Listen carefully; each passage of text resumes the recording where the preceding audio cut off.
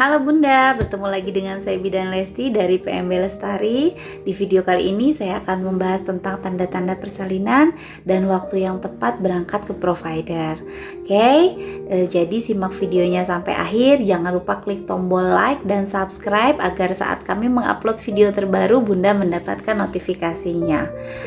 Nah, persalinan adalah proses psikologis, jumlah persalinan, jarak persalinan, dan aktivitas sehari-hari mempengaruhi lamanya proses persalinan. Ya, dapat dipahami ya Bunda, kalau proses berarti menggunakan waktu gitu ya. Nah, pada persalinan anak pertama, prosesnya ini berlangsung selama 16 sampai 18 jam. Jadi tidak serta-merta begitu mules langsung ngeden langsung lahir. Enggak ya Bunda ya. Jadi ada waktu yang dilalui saat proses persalinan tersebut. Nah, lalu tanda-tanda persalinan itu apa saja sih? Nah, ini adalah tanda-tanda persalinan. Yang pertama adalah keluar lendir darah, lalu kontraksi teratur. Yang ketiga adalah keluar cairan yang tidak tertahan dari jalan lahir. Kita bahas satu persatu. Oke, lendir darah merupakan tanda terjadinya proses penipisan dan pembukaan mulut rahim. Nah, kalau kita mengeluarkan lendir darah, apa yang harus dilakukan? Tenang, jangan buru-buru ke provider. Perhatikan dulu lendir darah ini warnanya apa, jumlahnya segimana, disertai dengan mules atau tidak. Nah, lalu Bunda masih bisa beraktivitas seperti biasa jika baru lendir darah saja yang muncul. Nah, kenapa lendir darah ini bisa muncul? Itu karena yang pertama adalah adanya proses penipisan dan pembukaan mulut rahim. Bisa kita lihat di gambar yang pertama Bunda, ini adalah gambaran mulut rahim saat Bunda masih dalam proses kehamilan. Jadi mulut rahimnya tebal dan tidak ada pembukaan.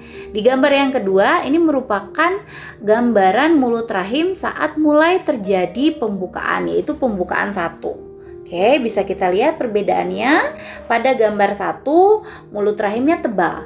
Di gambar 2, mulut rahimnya itu lebih tipis dan juga ada pembukaan sebesar diameternya 1 cm. Proses penipisan ini akan mengeluarkan lendir lebih banyak. Dan jika dibarengi dengan adanya pembukaan, maka akan ada pembuluh darah yang terbuka juga. Nah, pembuluh darah ini mengeluarkan darah yang bersatu dengan lendir, akhirnya terjadilah lendir darah. Gitu. Di gambar yang ketiga itu pembukaannya lebih besar. Biasanya warna dan jumlah lendir darah juga lebih banyak dan lebih pekat. Sedangkan di pembukaan 10 itu sudah lengkap kalau kita bilang ya Bunda ya, janin sudah bisa melalui jalan lahir berikutnya, yaitu vagina untuk lahir ke dunia gitu. Nah, ini adalah gambaran lendir darah pada pembukaan awal. Biasanya di bukaan 1, di bukaan 2 warnanya seperti ini. Kalau baru muncul warnanya coklat seperti ini atau berwarna pink seperti ini, itu santai saja Bunda. Bunda masih bisa beraktivitas seperti biasa, tidak perlu terburu-buru berangkat ke provider. Perhatikan, ada kontraksi atau tidak. Patokan kita bukan di lendir darah, tapi di kontraksi. Kalau ada lendir darah tapi tidak ada kontraksi, santai saja. Karena proses pembukaan 1 sampai pembukaan 4 pada anak pertama terutama itu bisa berlangsung selama 2 hari, 4 hari, 1 minggu, paling lama 2 minggu gitu ya. Jadi jangan ditungguin, santai aja, aktivitas aja seperti biasa. Nah, tapi kalau sudah berwarna seperti ini biasanya sudah terjadi di pembukaan yang lebih besar, antara bukaan 4 atau 5 gitu, dibarengi dengan adanya kontraksi teratur. Nah, yang perlu digarisbawahi adalah Bunda harus tahu perbedaan antara lendir darah dengan darah. Kalau lendir darah saat Bunda memakai pembalut itu tetap akan ada di atas pembalut. Jadi dia tidak akan meresap ke dalam pembalut. Tapi kalau misalnya darah, dia akan meresap, tidak bersisa di atasnya tuh tidak ada yang menggenang gitu di atas pembalut tuh kalau darah ya. Nah, yang aman itu adalah lendir darah. Tapi kalau darah itu sudah masuk ke tanda bahaya. Kalau yang keluar darah, mengalir, cair, Bunda segera berangkat. Tapi kalau lendir darah, santai saja, aktivitas seperti biasanya. Nah, lalu lendir darah yang seperti apa sih yang sudah memasuki proses persalinan fase aktif? Nah, lendir darahnya tuh seperti ini Bunda. Jadi warnanya pekat, merah darah, dan dia juga jumlahnya banyak gitu. Biasanya kalau lendir darah seperti ini itu sudah ada di bukaan 5 ke atas atau sudah fase aktif, dibarengi dengan adanya kontraksi yang teratur gitu. Nah, berikutnya kita masuk tanda yang kedua. Nah, tanda yang kedua adalah kontraksi yang teratur. Nah, kontraksi persalinan itu terjadi secara teratur, bertambah kuat dan sering, tidak hilang meskipun ibu beristirahat ataupun beraktivitas, dan lakukan aktivitas seperti biasa hingga kontraksi dirasakan kuat dan timbul semakin sering. Ya, jadi saat Bunda memasuki trimester 3, itu Bunda akan merasakan kontraksi. Biasanya perutnya kenceng, ya, keras, kenceng, mules ya, gitu ya. Biasanya Bunda bilangnya seperti itu. Nah, tapi berbeda dengan kontraksi persalinan. Kontraksi yang Bunda rasakan pada saat memasuki trimester 3 itu trimester akhir, itu Bunda biasanya merasakannya tidak teratur. Kalau kontraksi persalinan dia teratur. Dia punya durasi, dia punya frekuensi, dan dia disiplin, datangnya tepat waktu ya Bunda ya. Bisa kita hitung. Lalu semakin lama dia akan semakin bertambah kuat dan semakin sering. Mau Bundanya tidur ataupun bekerja, kontraksi ini tidak akan hilang. Gitu ya. Jadi akan tetap muncul dengan teratur. Nah, lalu apa yang harus saya lakukan saat kontraksi ini terjadi? Masih Bunda bisa melakukan aktivitas seperti biasa hingga kontraksi dirasakan kuat dan timbul semakin sering. Nah, ini adalah gambaran kontraksi Bunda. Nah, kontraksi ini adalah perasan rahim yang membantu mendorong bayi keluar dari rahim gitu ya. Jadi ini ada gambarannya. Nah, ini rahim berkontraksi, lalu dia nanti relaksasi lagi, memberi waktu untuk Bunda istirahat, lalu kontraksi lagi, relaksasi lagi. Nah, ini bisa kita hitung. Perhatikan kontraksi tersebut. Kontraksi ini biasanya munculnya pertama adalah 30 menit sekali. Santai aja kalau masih 30 menit sekali. Lalu perhatikan lamanya berapa lama nih. Oh, masih 10 detik. Aktivitas aja dulu seperti biasa. Nanti lama-kelamaan dia semakin mendekat, 15 menit sekali. Lama-kelamaan lagi semakin mendekat lagi, 10 menit sekali. Lalu lama-lama dia akan lebih dekat lagi. Durasinya dan frekuensinya lebih sering lagi. Oh, sekarang munculnya sudah 5 menit sekali.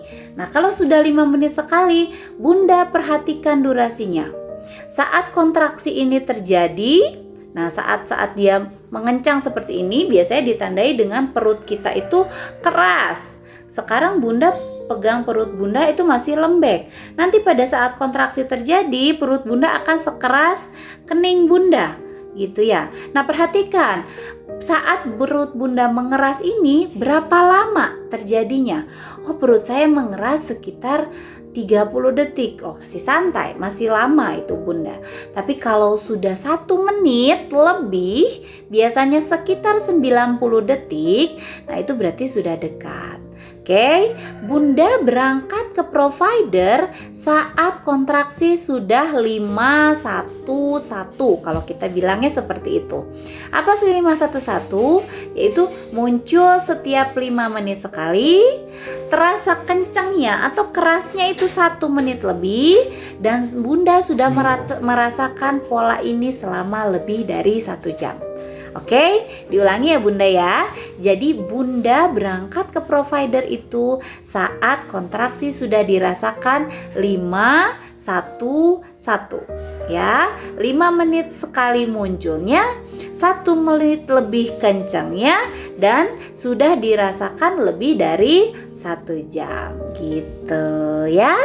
Nah, tapi jika muncul tanda yang terakhir yaitu keluar ketuban. Keluar ketuban ini apa sih? Keluar cairan, bisa berwarna bening, keruh, atau kehijauan dari jalan lahir yang tidak bisa Bunda tahan.